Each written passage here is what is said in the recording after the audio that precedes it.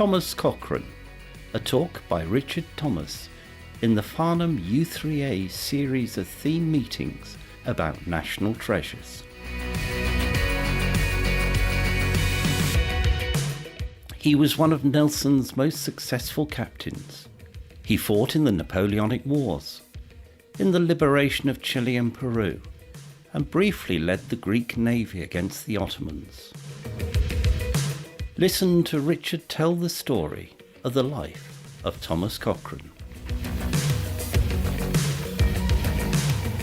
The link with Cochrane actually reverts to something much more local and Farnham. It links back to William Cobbett, which I will mention, and the fact that I've been to Chile, where he also had a major role. So we will come to that as we go through.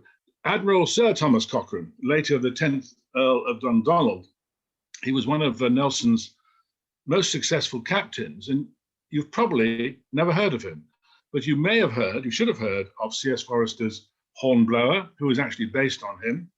You might have heard of Captain Marryat, who wrote Mr. Midshipman Easy and the Children of the New Forest, who actually sailed with Cochrane in the Napoleonic Wars. And many of you will have heard and read Patrick O'Brien's series about Jack Aubrey and his friend, Dr. Maturin. There are about 20 books based around the Napoleonic period, and they're absolutely based on him. Some of them follow his adventures quite closely. And if you've seen Master and Commander, this was the first film based on O'Brien's books. Now, the talk is in the series of national treasures, and I've got about an hour to convince you that Thomas Cochrane should be on everybody's list of heroes, national treasures. What's interesting is that he is indeed better known in Chile today than he is in the UK today. And so I think you'll agree with me when I finished, I hope, that he was really rather an important character. It's a quick summary of his career. He was a very successful captain. He led both the Chilean and the Brazilian navies as they got their independence from firstly Spain and then Portugal. He contributed actually not much to the Greek independence movement. He was an MP for a dozen years, an outspoken reformer and a friend of William Cobbett's. His last 20 years of his life, he didn't retire. He carried on being very active and became a well-known inventor and an enthusiast for steamships, and invented a number of things, which I'll briefly mention. He was born in Scotland to an aristocratic but not particularly affluent family, and there's a memorial to him in Culross in Fife, born in 1775. Very military family, lots of naval people, several admirals in the family, but they're not particularly rich. He was born on a small estate, but had to make his own way. His own way was helped by the fact that his uncle, who was a captain, not an admiral then, but a senior captain, enrolled him in the Navy at the age of 5. Now, he didn't go to sea, of course, at the age of 5, but this popular and even then illegal device enabled him to get seniority over others more quickly. He did go to sea when he was 17 and joined one of his uncle's ships as a midshipman. And this was at the beginning of the wars with France, which lasted, as we know, from about 1793 to 1815, which was a great time if you were a brave, ambitious, and somewhat unscrupulous young officer. His rise in the ranks in the Navy was really quite rapid. He served on ships in Norway, North America, and in the Mediterranean. At the age of 20, he was confirmed as a lieutenant and moved on to a fleet not connected to his relatives. He very quickly got into trouble, as he was to do regularly for the rest of his career. He was reprimanded for flippancy and fell out with the admiral of the fleet. It would appear almost that he was never happier, except when he was having rows with people, even those who were natural allies. He even had a duel in 1801 with a French officer who had insulted him, and it was more for fun than any feeling of deep insult. This was perhaps his first ship and the one in which he achieved most, and this is the one that appears, as it were, as his ship in the O'Brien books. It's HMS Speedy. It's a small ship, but it's a very nippy one, and is where some of his adventures got him a good name in amongst the British sailors, and a very bad name around the French, who called him Seawolf. In 1800, he captured a Spanish ship, and because many of his crew were ill with fevers and so on, he climbed the rigging himself to put on more sail to ensure they got their prize back to Mahon. And capturing the prize was also something that always interested him. On another occasion, he was almost captured by a much bigger Spanish warship, but he put out a flag claiming to be Dutch and put off the borders by also claiming to be plague-ridden. And in 1801, when he was 25, so he captured a much bigger Spanish warship by getting so close that the Spanish ship could not lower their guns to fire at him. And this was when he was in charge of Speedy, which was only 14 guns and 54 men, really quite small compared with the bigger warships. He is reported to have captured, disabled, or burnt over 50 ships in just over a year. His luck didn't hold throughout. He was captured by a French squadron in 1801, but he enjoyed the company of the French captains who captured him, and they enjoyed his company. And they spent the evening telling stories and swapping naval tactics and ideas. He was soon part of a prisoner swap and resumed his command of a larger ship. He became a specialist in coastal warfare, trapping and burning ships, blocking harbors, raiding military bases, sending Marines ashore to capture anything they could capture, really capture loot. And this is where he gained his French nickname of La Loupe de Mer, the Sea Wolf. He was very popular with his crews. He planned everything carefully so as to avoid loss of life. And unlike many captains, he was not a disciplinarian. He rewarded hard work, partly by promotion, but also through the share of prizes, which were the result of capturing lots of ships. So he did rather well at that. And though he was never really poor, his enthusiasm for booty did stay with him throughout his life. But if there was an engagement and the ship was captured, if it was full of valuables, the crew had a claim on it. Some went to the crown, but the rest went to the crew. The captain generally got 1/8, but everybody else on board got something. Now, in 1809, well into the second phase of the Napoleonic Wars, he was leading an attack on Rochefort in western France and sent in a number of fire ships. And he complained bitterly afterwards that the commander-in-chief, Admiral Gambier, had refused him permission to carry on with the attack, thus losing the chance to wipe out the French fleet. The admiral was indeed court-martialed and lost his command. Now, this made Cochrane very popular with sailors and fellow captains and the man in the street.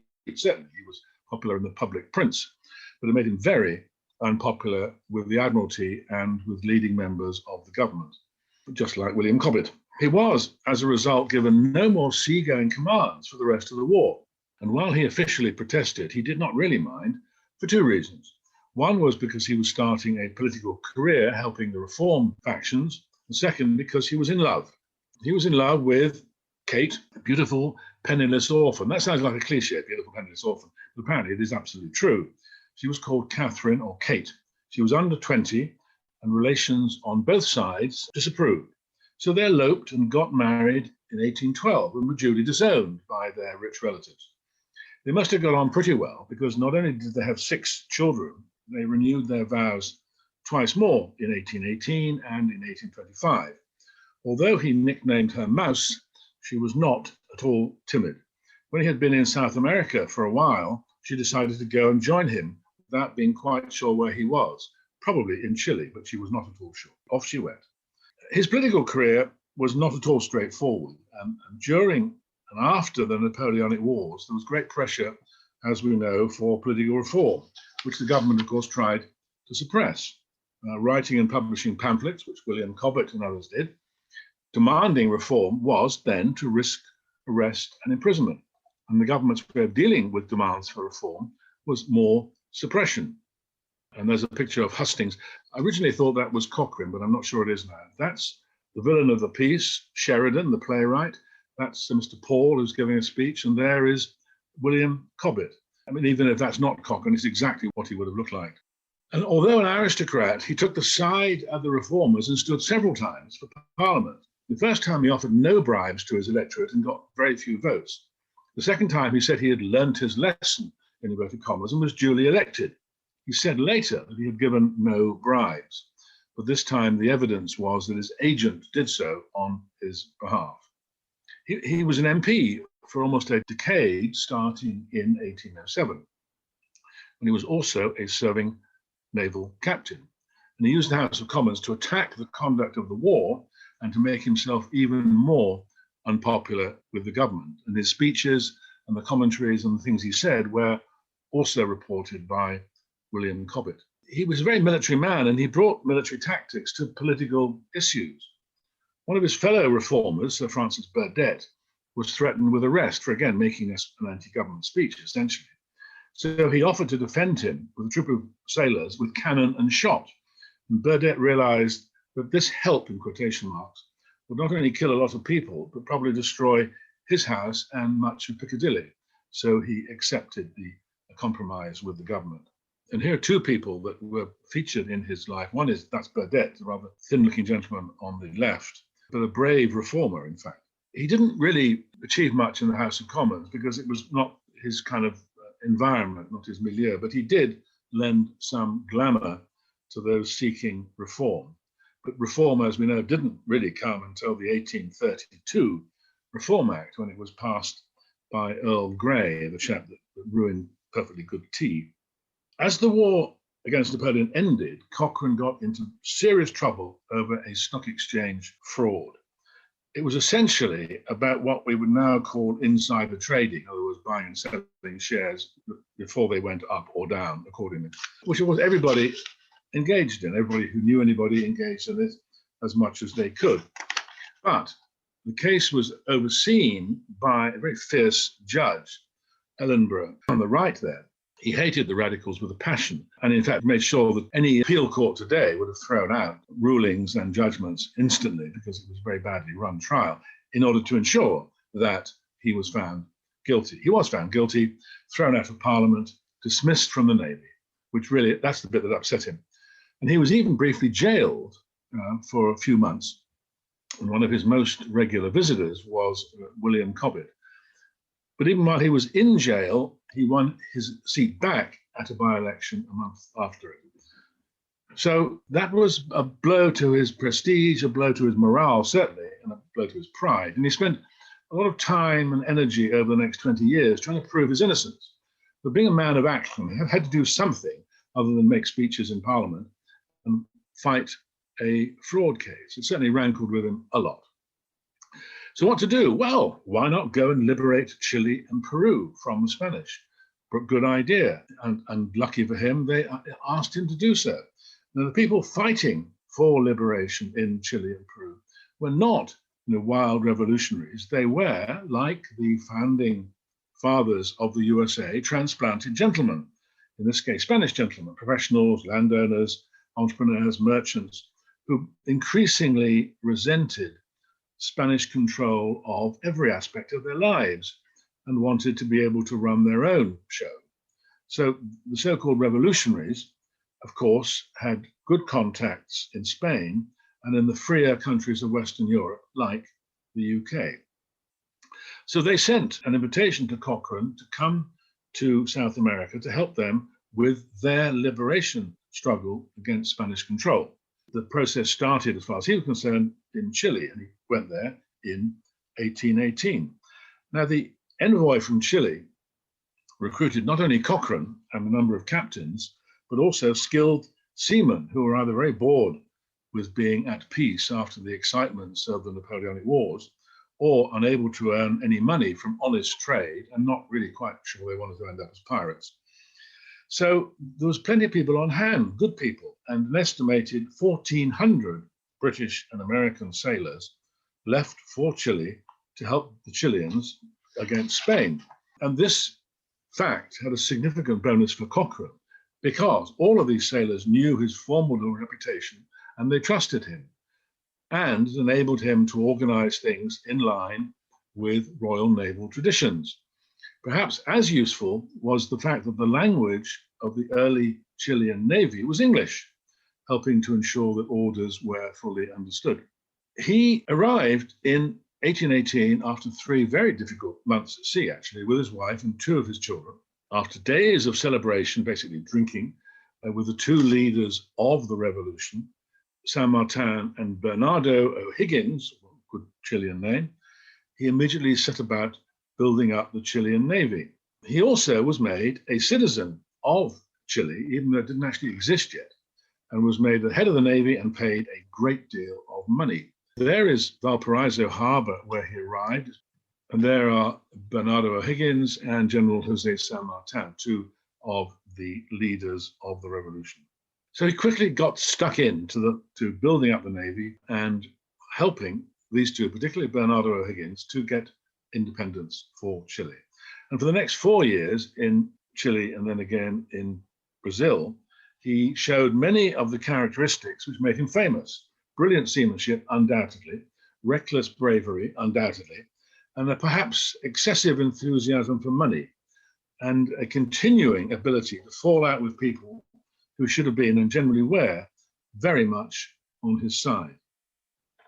Now, these two had managed to win a number of battles on land, Chacabuco being one which kind of officially broke Spanish control and enabled them to declare independence. But as O'Higgins said, even this battle at Chacabuco and 100 more will be meaningless unless we control the sea. And if you remember the map, it's pretty obvious why. The coastline is the only bit they could travel up and down by ship. And if the Spanish still controlled the sea, then their land control was a bit pointless. But they had quite sensibly decided to hire the world's most famous sea dog to help them with this process. Cochrane got on with O'Higgins very well, partly because he spoke fluent English, having been to school in Britain, and had fought bravely against Napoleon in Spain. They continued to get on even when Cochrane started to fall out with everybody, and thanks to the trust in each other they had, he was able to achieve his main task, which was to get rid of the Spanish.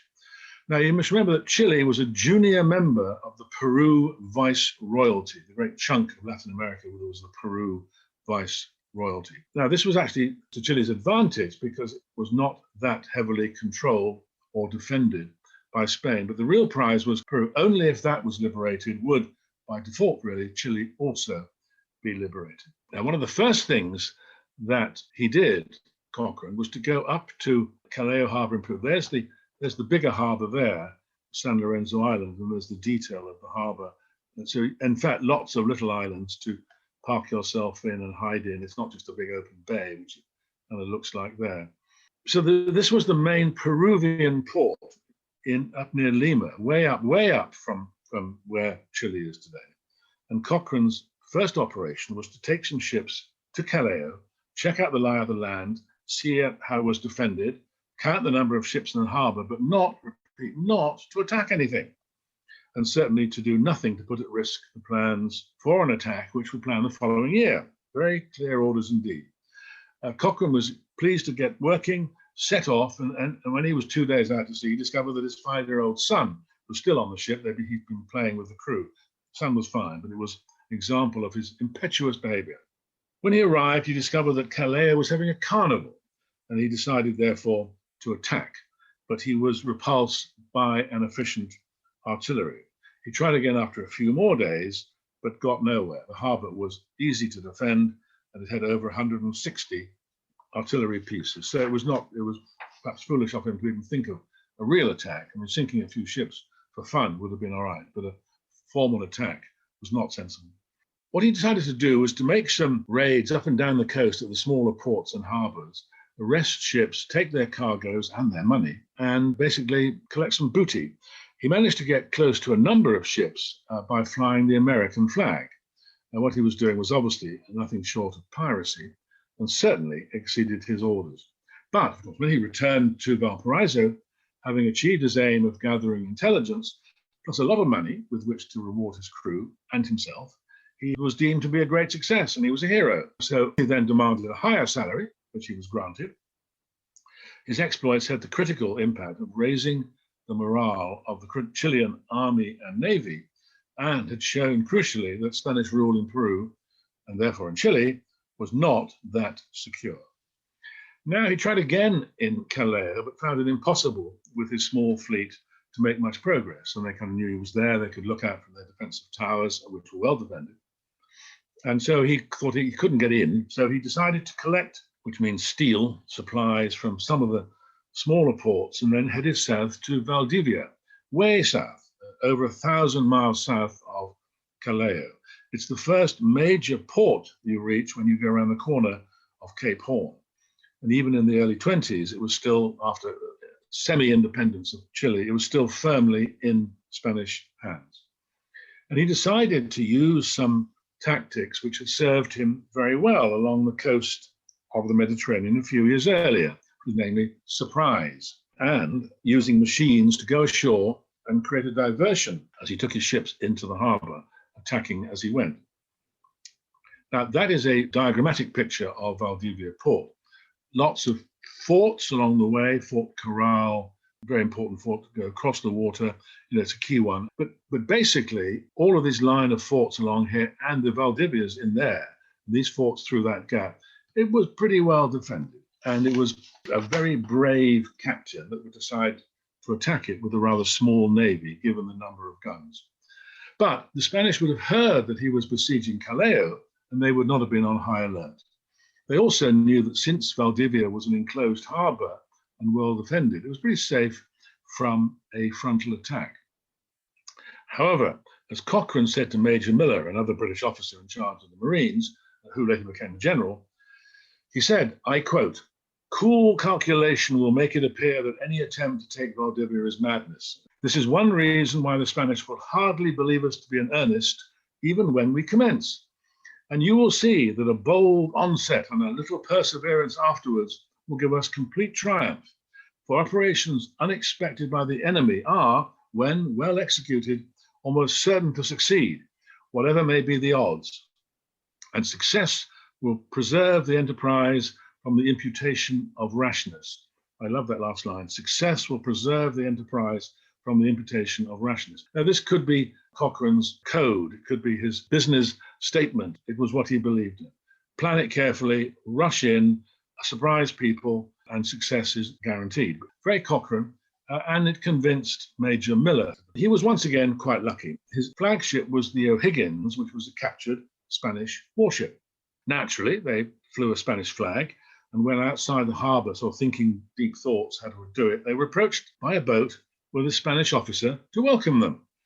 He was arrested, and he told them that he thought they were the Potrillo, which was a pay ship on his way into the harbour. When the pay ship duly arrived, Cochrane captured it without a shot being fired.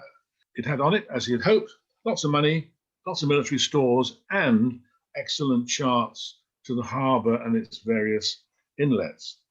Thanks to the careful planning, Cochrane went up the coast to other Chilean ports, re-equipped his small fleet, and took on board 240 experienced soldiers and Marines to help Major Miller. So, January 1820, Cochrane and his small fleet started to do what was deemed by everybody to be impossible, to take the harbour, which was defended with over 100 guns and 2,000 experienced and well-trained soldiers, much in excess of his own force. It started rather badly with his ship, the O'Higgins, hitting some rocks, but Cochrane helped to mend the pumps and the ship was kept afloat. He then sent Major Miller ashore on the western side of the harbour with 400 Marines. A very dramatic thing to be doing. He was able to attack the line of forts along the harbour one at a time, not particularly with gunfire, but with bayonets, and basically hand-to-hand fighting. One fort was captured because they opened their gates to let in a group of people who were fleeing from the next fort up the chain. So the Chilean soldiers sort of rushed in behind the rocks and took the fort. And they did that more than once. Now, many soldiers fled from the main castle, and the commander realized he had no option but to surrender. So as a result of these surprise attacks and I suppose you might say, the cowardice of some of the Spanish troops, the entire western side, southern and western side of the harbour, was under Major Miller's control by dawn, which was the plan, which worked extremely well. So in the morning, Cochrane moved his ships upriver, and with the much larger 50-gun O'Higgins, the Spanish people protecting Valdivia itself thought that Spanish reinforcements had come, and many of them fled. What they didn't know was because of its crash on the rocks, the O'Higgins was barely seaworthy, and that it had taken on so much water that its gunpowder and shot were almost unusable. But shortly after, during the same day, the local people arrived with a white flag and the news that the governor of Valdivia had fled. So Cochrane and Miller and others finally got into Valdivia town, which they knew, had a major armory, strong fortifications, and plenty of money in the vaults. It was indeed a very significant victory. Back in Valparaiso, the Chilean leaders were not quite sure what Cochrane was up to, and they weren't quite sure where he was even. but they were delighted with the results. Now they controlled much of the south of Chile, and they controlled Valdivia, which was the key port for 1,000 miles along the coast. And they had sufficient strength as a sea power, because they'd captured Spanish ships as well, to take on Peru. And this was undoubtedly thanks to Cochrane. But even as they celebrated, Cochrane managed to fall out with them. He believed that some were jealous of him, that they were trying to deprive him of his full reward, and they were plotting to dismiss him. This was complete nonsense. He was given a hero's welcome. His salary was again doubled. He was given all the prize money due to him, and was given a 20,000-acre estate near Valparaiso, which was pretty generous for a fledgling country still fighting a war of independence against its colonial masters. And when Cochrane pointed out that some of his seamen had not been paid, the government quickly made sure that they were paid. Now, one of the, again, final battles in the land war in Chile was the Battle of Maipo, 1818. In a sense, you can say this marks the actual freedom of Chile, but Peru was still in loyalist hands. And he was persuaded to stay on and help attack Peru. And he obviously had to refit his fleet and mend the various ships and make sure all his sailors were rested and ready for more action. And his task was really as a transport unit, to transport the horses, the people, the stores, the ammunition north to near Peru, coastal area, the ports along the coast, particularly near the capital. But he was told not to go off any adventures of his own. So anyway, he shipped the troops up, horses, supplies, and waited for a while outside Calais, thinking, what shall I do next? And Saint Martin avoided pitched battles and tried to persuade, with some success, the very Spanish regiments to change sides. But being patient was not Cochrane's way. So he decided to take some of his ships into the harbour, into Calais, including the rebuilt O'Higgins, to capture Esmeralda, the Spanish flagship. And in November 1820, after several days' reconnaissance, careful planning, sort of spying on the lie of the land, he launched at night a few of the ship's boats. They had muffled oars. They rowed into the harbour and alongside the Esmeralda. They swarmed up the sides and attacked the mostly sleeping crew. And after 30 minutes and a great deal of bloodthirsty fighting, they had captured the ship. And once again, the capture of the flagship, their main warship, meant that the Peruvian, i.e. the Spanish, Navy was now in no position to strike back. A visiting British captain wrote, "The loss of their flagship was a death blow to the Spanish naval forces in that part of the world. Although there were some smallish Spanish vessels in the Pacific, they were never afterwards able to show themselves effectively." So the impact on morale was instantaneous, and the end of Spanish rule was now close. This was in November 1820. March 1821, the Viceroy decided he needed to go back to Spain for urgent meetings. More regiments changed sides, and by July 1821, San Martin entered Lima and proclaimed Peruvian independence. 6, 7, 8 months of not really much fighting, but of San Martin slowly undermining the morale of the Spanish troops and persuading them that time was up. So Peru was now independent, which meant that Chile was also independent. And when the news reached London, the Times headline was "Lord Cochrane's entry into Lima." This was technically completely untrue because he was only on the coast. Lima was inland, and San Martin and the army had actually entered Lima. But this was fake news of an early kind. As Lord Byron said when he read the story, "There is no man I envy as much as Lord Cochrane." Now, all the dispatches between San Martin and O'Higgins and Valparaiso emphasized how much this liberation owed to Cochrane. However, he managed, as usual, to fall out with both of them, and even with some of his senior captains. Meanwhile, his wife Kate, who was still in Chile, decided to go back to England. She'd had a few adventures. One of their children had died, so she thought she'd go back. It was ironic that she went back on the same ship as the Spanish Viceroy. I wonder what they talked about when they met at supper time. Cochrane decided to stay in Chile, and he collected his prize money and his loot and set about developing his estate near Valparaiso. But a number of things happened which changed his mind. First, the Chilean government decided to trim the navy, which it felt actually quite reasonably. because it could ill afford it. The Navy just did not need to be as big. This upset Cochrane. There was also a major earthquake which destroyed a lot of Valparaiso, including his house and some of the buildings on his estate. So he thought again about what he should do. The country was not instantly at peace and prosperity. The sunny uplands were still a long way away for Chile. So there was a period of political unrest in which he was offered a great deal of money to side with some rebels. But he said he owed his loyalty to O'Higgins and did not join them. Now, shortly after these events and the earthquake and perhaps the collapse of order in Chile, he was offered a job as commander-in-chief of the Brazilian Navy to help the Brazilians get rid of Portuguese control. Now, if you know any Brazilian history, the first emperor of Portugal was in fact the son of the king of Portugal. So they were same family, but they decided basically to go it alone and dump Chile, which for a while was seen as the junior partner. Portuguese liked keeping control of Brazil because it was a source of a great deal of wealth for them. Whereas towns, Rio, Bahia, Recife, Maranhão, Belém, they're some of the places where he had his adventures during his attempts to get rid of the Portuguese from Brazil. He got there in 1822 and started to plan a campaign in the northern provinces, which were still loyal to Lisbon. Now, you know, Brazil is extremely large, and each of these provinces are probably the size of the United Kingdom. And they were, in fact, semi-independent. The Rio area was the richest area of the country, was firmly pro the new government under the Prince Regent Pedro. But the northern provinces, I suppose they quite liked the fact that their masters were in Portugal, and therefore they were able to do more or less what they liked. He decided, I suppose he was commissioned to go first to Bahia to take control of that province and reunite it with the new Kingdom of Brazil. Now, after a minor engagement, during which several sailors loyal to Portugal refused to open fire, he concentrated his forces on fewer but loyal ships. And the city was supplied from the sea, since land forces loyal to Brazil were blockading it from the land side. So he threatened the governor with fire ships and persuaded him to leave with his loyal followers.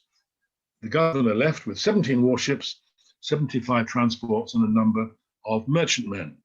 Now, naturally, Cochrane, even with only 4 ships, attacked them.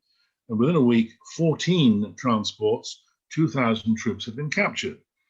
His own ship was dismasted, but he sent one of his captains to follow them across the Atlantic. And one captain captured more merchantmen within sight of the River Tagus in Portugal, went all the way across. So he moved on to Maranhão, where he persuaded the government that they'd be much better off if his own government and loyal troops swore allegiance to the new country, because if they did not, the Brazilian Navy, which he said was just over the horizon, would arrive and obliterate them. There was actually no navy on the horizon, but the governor believed Cochrane, and he and his key people duly fled back to Portugal. So Cochrane, as he was getting good at now, spent time ransacking the city, emptying the treasury and the government storehouses, and seizing several merchantmen in the harbour. Now, the first 2 were okay, in quotation marks. The last was not very popular with other countries whose merchantmen were being seized. It was old-fashioned piracy. Now, Cochrane justified this as the spoils of war, and he also said, it makes sure my men get paid, which again kept him popular with his sailors. But the new government in Rio saw things differently, because when the governors had been replaced by people loyal to Rio, it was now all Brazilian property, not Cochrane's. The bluff he used at Maranhão, he used again in Belém, at the mouth of the Amazon, one of the very few provinces which remained very shakily under Portuguese control. So after less than a year at sea, Cochrane had liberated 2,000 miles of coastline, half of Brazil. And when he returned to Rio, he showered with praise, awards, and lots of money. But as usual, he complained he wasn't given enough and spent months there demanding more. And he was upset that the government said he could not keep all the loot he had liberated from Maranhão. Okay, so in mid-1824, he went north again to help suppress a rebellion in Recife.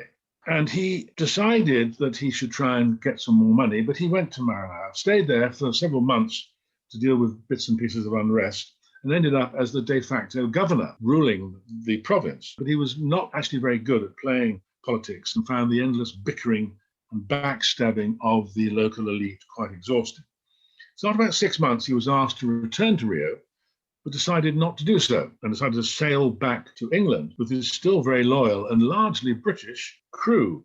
Before he went, he emptied the state exchequer, helped himself to some of the more valuable cargoes of merchant ships nearby, and raided on a few more as he went across the Atlantic. This was, without any doubt at all, piracy.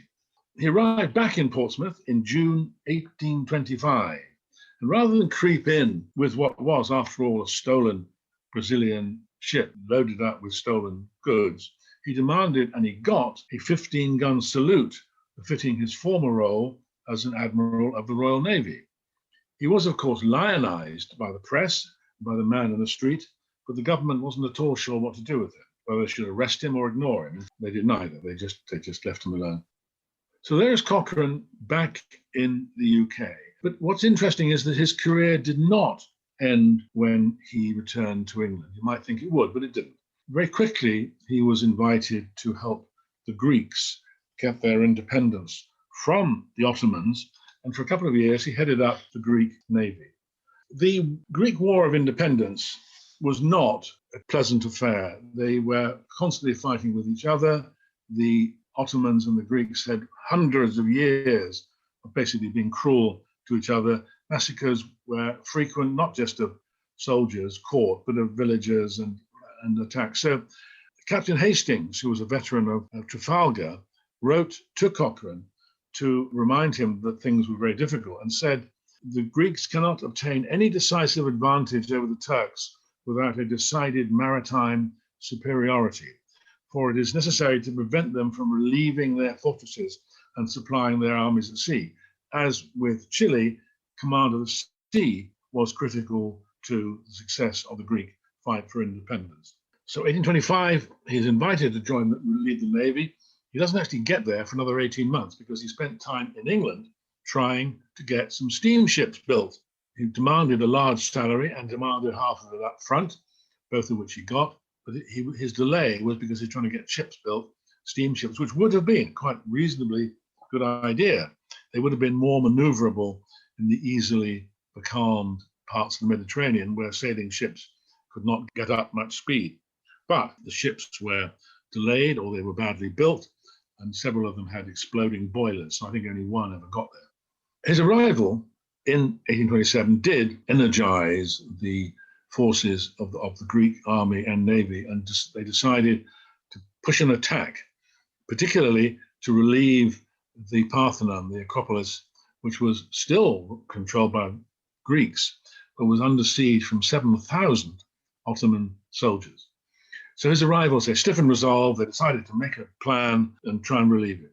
To get to the Acropolis, they needed to get past a significant Ottoman garrison at St. Spiridion Monastery between Piraeus and Athens. The attack succeeded, and the Ottoman troops surrendered and were given a laissez-passer to basically get the hell out of Greece.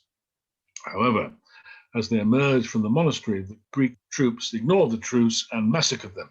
Cochrane saw this from his ship in Piraeus harbour, and it was an early and rather depressing sign that however good he was as a military commander, the Greeks and the Ottomans were not about to follow the rules of civilized warfare. Now, the follow-up to this initial success, I suppose you might call it, was an attack on the Acropolis itself. But as they launched this, one vital unit at least failed to advance because it had not been paid. And the overall result, of course, was a disaster for which Cochrane was at least partially, and I think on balance unfairly, blamed. But the Acropolis was not relieved and fell to the Ottomans shortly after, a month or so later. It was a fiasco. After this fiasco, Cochrane decided to remain at sea and harry the supply ships, which had been part of his original strategy. But he didn't have enough ships or enough reliable crew. He had some of his British crew, but not enough of them.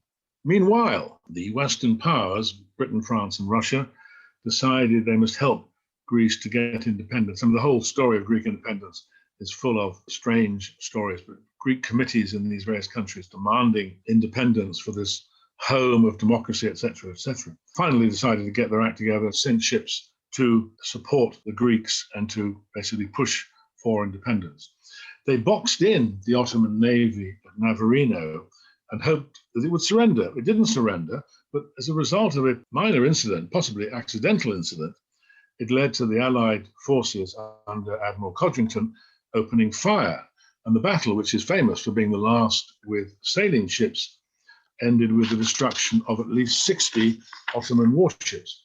And this obviously concentrated the minds of the Ottomans, and although there were skirmishes for years to come, Greek independence was finally agreed in 1829 and came about essentially in 1830. So he helped the process perhaps, but not much. Now Cochrane was at the head of the Greek navy, which had no part at all in Navarino. So at the end of the war, independence was getting close.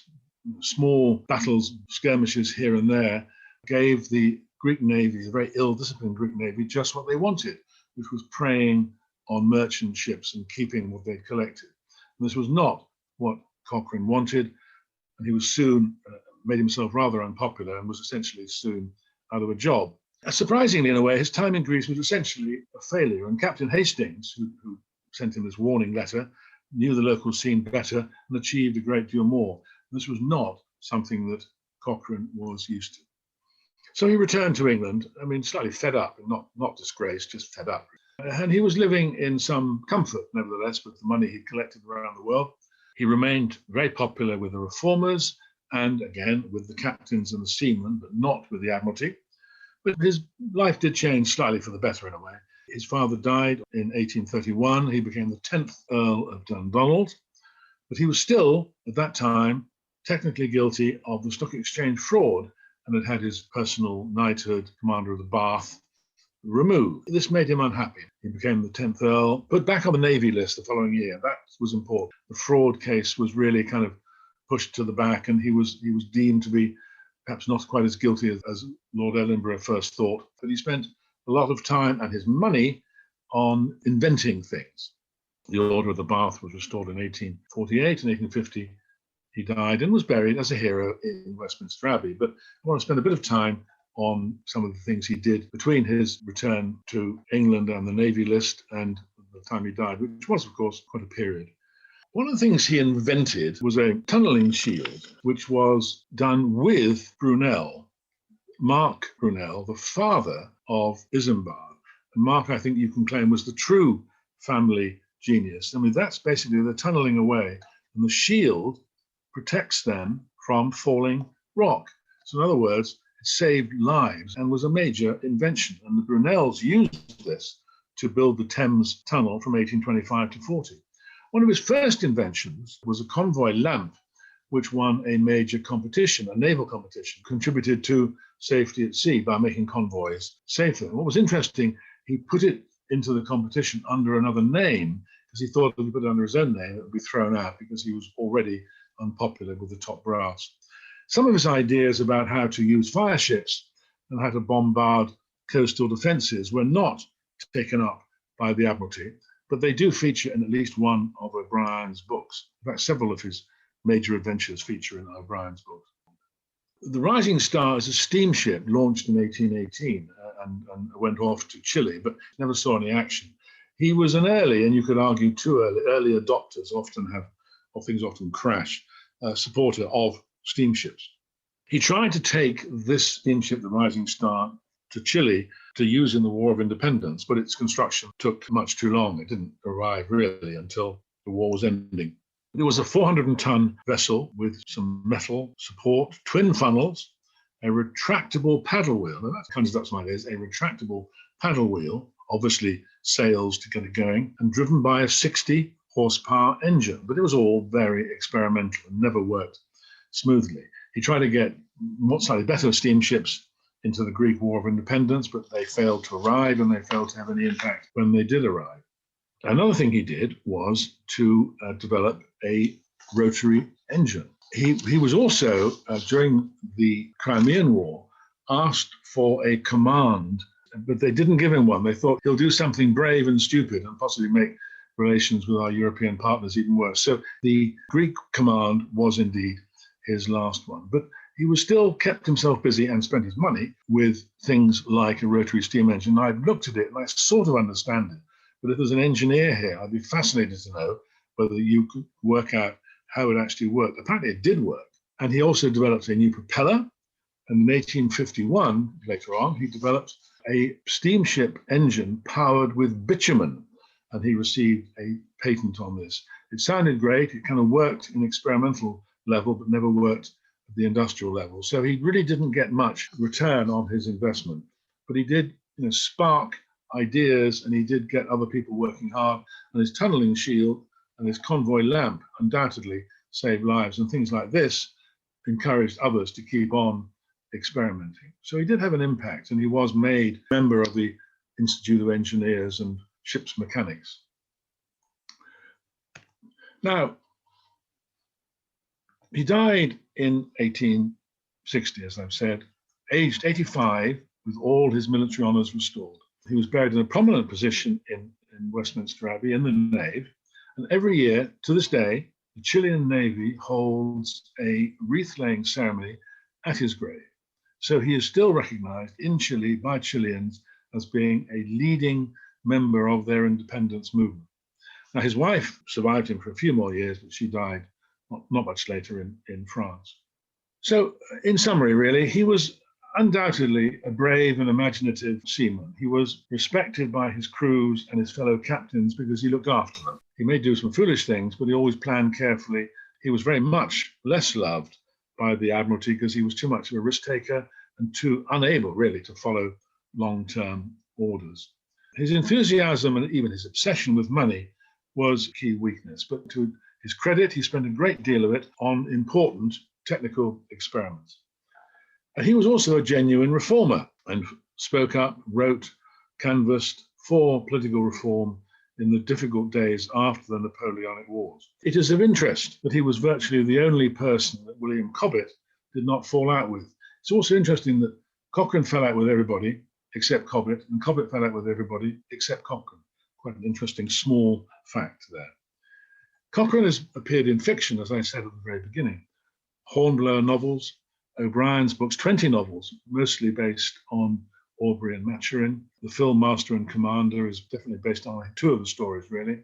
The Sharp's Devil, based on the siege of Valdivia, and two Flashman novels based on his exploits, one in the Mediterranean and one on his adventures in Brazil.